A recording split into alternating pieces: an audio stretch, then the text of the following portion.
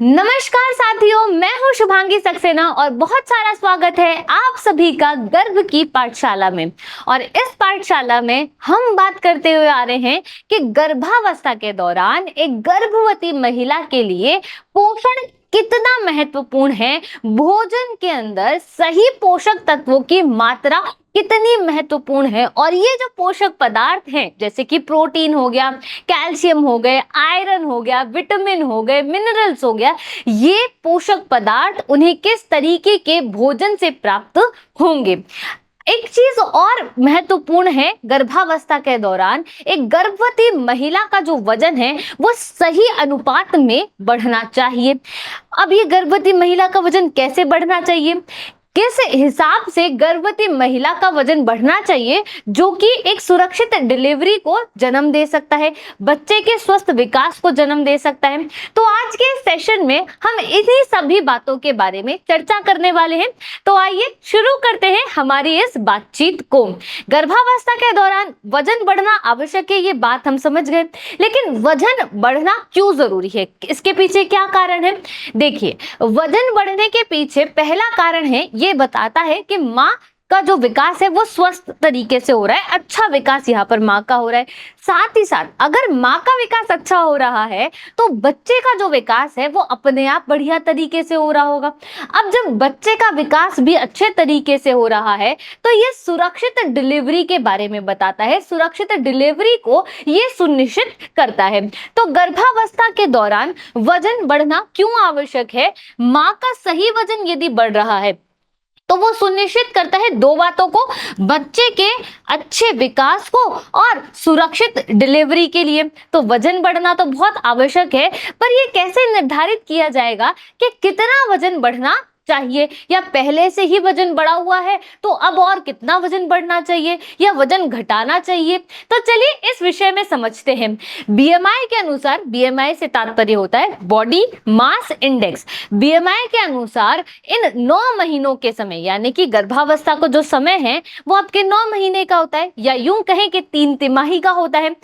इस तिमाहियों के अंदर आपका कितना वजन बढ़ना चाहिए, चलिए उसे इस चार्ट के माध्यम से समझने का प्रयास करते हैं। अगर बीएमआई के अनुसार आपका वजन, यानी कि गर्भवती महिला का वजन बहुत कम है, जैसे कि 18.5 यहाँ पर लिखा हुआ है, यानी गर्भवती महिला पतली है, उनका वजन बहुत कम है, तो इस समय उनका वजन बहुत अधिक रूप से बढ़ना चाहिए। बहुत अधिक से मेरा तात्पर्य वजन में कुल वृद्धि 13 से 18 किलोग्राम तक होनी चाहिए, क्योंकि गर्भ धारण करने से पूर्व ही जो गर्भवती महिला है उनका वजन कम है। मतलब गर्भ धारण करने से पूर्व जो महिला है जिसने गर्भ को धारण करना है उनका वजन पहले से ही कम है। तो अब सुरक्षित डिलीवरी के लिए, बच्चे के अच्छे विकास के लिए उनके वजन में 13 से 18 किलोग्राम की बढ़ोतरी होनी चाहिए। सामान्य अगर आपका वजन है जैसा कि 18.5 से 24.9 के आसपास यदि आपका वजन है, जो कि सामान्य वजन है बीएमआई के अनुसार, तो अब सामान्य रूप से बढ़ोतरी होनी चाहिए और ये बढ़ोतरी 11 से 16 किलोग्राम के आसपास होनी चाहिए। यदि अधिक वजन है, बीएमआई समझाती है कि यदि वजन बहुत ज्यादा है तो बढ़ोतरी अब कम होनी चाहिए ताकि संतुलन बना रहे। तो यदि वजन आपका अधिक है तो बढ़ोतरी 7 से 11 किलोग्राम ही काफी होगी ताकि बालक या बच्चे की जो है सुरक्षित डिलीवरी यहाँ पर हो पाए, उसका अच्छा विकास आप सुनिश्चित कर पाए। यदि मोटापा से तात्पर्य है, यदि वजन बहुत ज्यादा है, सामान्य से बहुत अधिक वजन है यदि, तो अब वजन में जो बढ़ोतरी है गर्भावस्था के दौरान वो बहुत कम होनी चाहिए, जैसा कि 5 से 9 किलोग्राम की हम यहाँ पर बात कर रहे हैं, इतना वजन यहाँ पर बढ़ना चाहिए। तो बीएमआई ये समझाती है कि गर्भ धारण करने से पूर्व आपका जो वजन है, एक महिला का जो वजन है जिन्होंने गर्भ धारण करना है, ये निर्धारित करेगा कि अब गर्भावस्था के दौरान कितना वजन बढ़ना चाहिए जिससे बालक का सुरक्षित विकास हो, अर्थात उसका जो विकास है वो अच्छे से हो पाए, साथ ही साथ सुरक्षित डिलीवरी भी हो। तो यदि वजन कम है तो बढ़ोतरी ज्यादा होनी चाहिए, यदि वजन बहुत ज्यादा है तो बढ़ोतरी उतनी ही कम होनी चाहिए, और यदि वजन सामान्य है तो बढ़ोतरी यहाँ पर कैसी होनी चाहिए, सामान्य होनी चाहिए।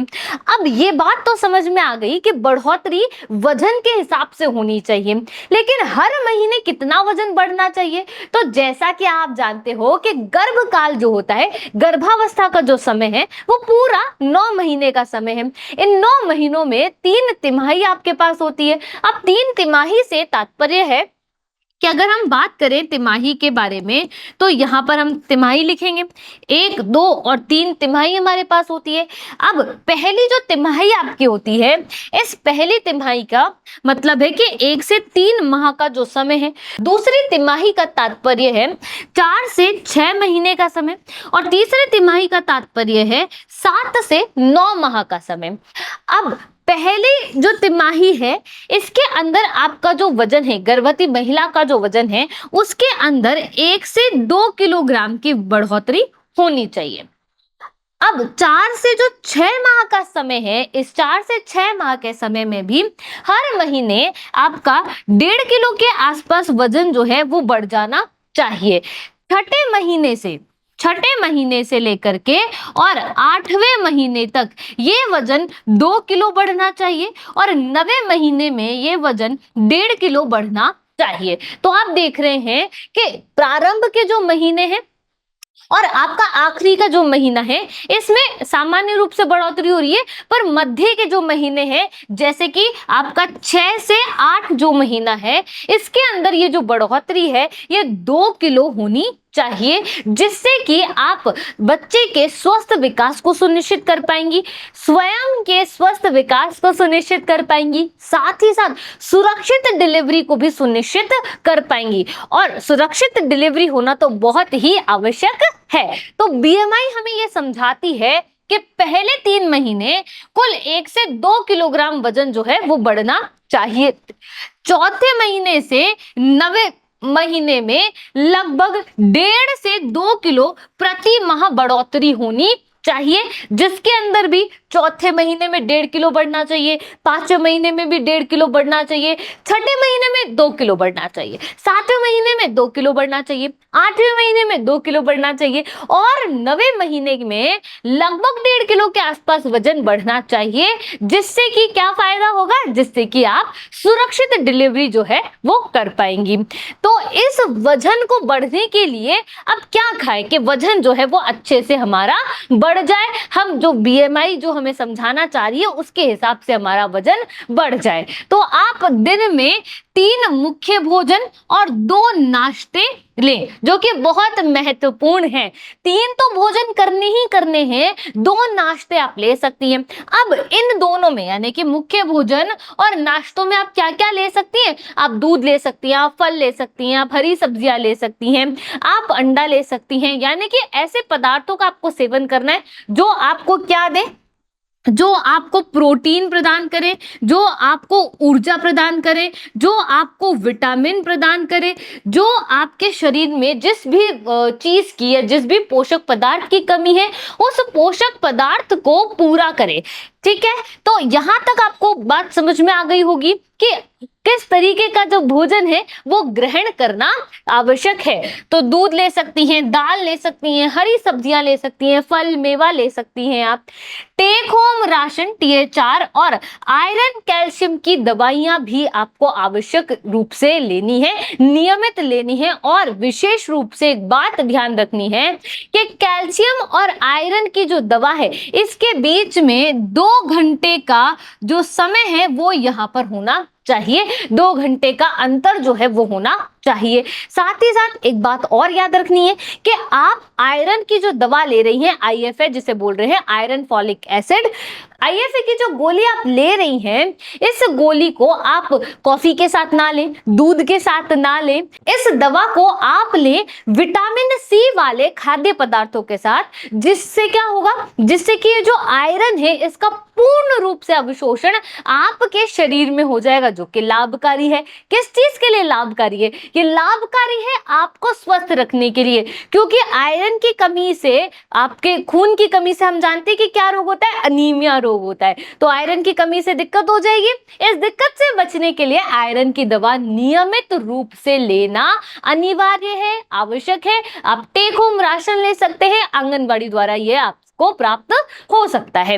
चलिए आगे इसी संदर्भ में बात करते हैं कि वेट गेन कितना होना चाहिए ड्यूरिंग प्रेगनेंसी। तो आप देखिए, 4th मंथ की अगर हम बात करें, चौथे महीने में, तो 1.5 किलो जो वजन है उतनी बढ़ोतरी होनी चाहिए। अगर मैं 5th मंथ की बात करूं, 5वें महीने की बात करूं, तो 1.5 किलो वजन यहाँ पर बढ़ना चाहिए। लेकिन अगर मैं 6th मंथ की बात करूं, तो यहाँ पर 2 किलो जो वजन है वो बढ़ना चाहिए। और आप देख सकते हैं 6th, 7th और 8th मंथ के अंदर यहाँ पर 2 किलो और 2 किलो वजन जो है वो बढ़ना चाहिए। लेकिन नवा जो महीना है, इस नवे महीने में 1.5 किलो वजन बढ़ना चाहिए। तो ये आपकी 2nd ट्राइमेस्टर है, ये आपका 3rd ट्राइमेस्टर है, यानी कि ये आपकी द्वितीय तिमाही है। ये कौन सी तिमाही हुई आपकी? ये आपकी द्वितीय तिमाही हुई। और 3rd ट्राइमेस्टर से तात्पर्य है कि ये आपकी तृतीय तिमाही कहलाती है। तृतीय तिमाही, जिसके अंदर आपके कितने महीने आ जाएंगे? जिसके अंदर आपके 7 से 9 माह का समय आएगा। और द्वितीय तिमाही के अंदर आपका 4 से 6 माह का जो समय है वो यहाँ पर आएगा। और हम ये जान चुके हैं कि इन महीनों में अपना लगभग, यानी गर्भवती महिला का लगभग कितना वजन बढ़ना चाहिए। और ये वजन बढ़ना बहुत आवश्यक है। क्यों? क्योंकि ये वजन सुनिश्चित करता है बालक के स्वस्थ विकास को, एक गर्भवती महिला के स्वस्थ विकास को और सुरक्षित डिलीवरी को। चलिए आगे बात करते हैं इसी संदर्भ में कि हमने जितनी सारी चीजें पढ़ी उससे एक सारांश क्या निकल के आया। उससे सारांश निकल के आया कि हर महीने वजन थोड़ा थोड़ा तो बढ़ना चाहिए। तो देखिएगा, गर्भावस्था में हर महीने थोड़ा थोड़ा वजन बढ़ना चाहिए।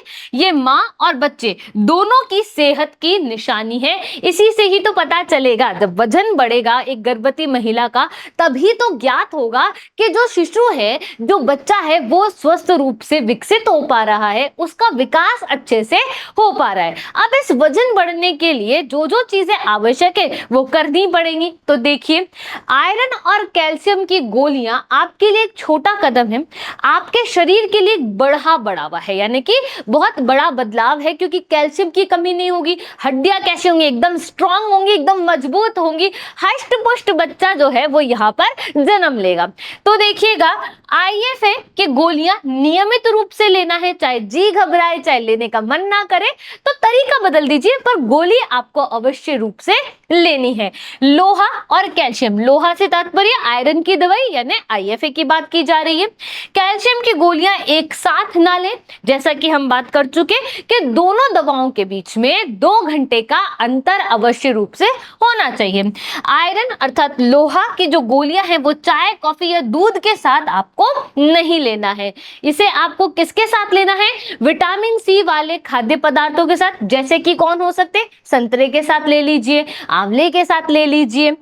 लोहा अच्छी तरह से अवशोषित हो, यानी कि आपके शरीर के अंदर आयरन पूर्ण रूप से अवशोषित हो जाए, अच्छे तरीके से दवाई शरीर के अंदर पहुंच जाए, इसके लिए आप नींबू के रस के साथ लें। विटामिन C वाले फल जैसे कि अमरूद, मौसमी, संतरा आदि के साथ आप आयरन की जो दवा है उसका सेवन आप यहाँ पर कर सकते हैं।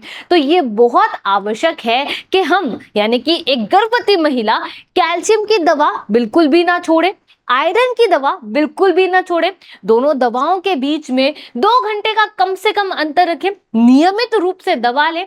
दवा का पूर्ण रूप से अवशोषण हो, मतलब शरीर में दवा अच्छे तरीके से चली जाए ताकि वो अच्छे से काम करे, ताकि वो आपको हष्ट पुष्ट और मजबूत बनाने में सहायक हो। इसके लिए आवश्यक है कि दवा को सही तरीके से लिया जाए।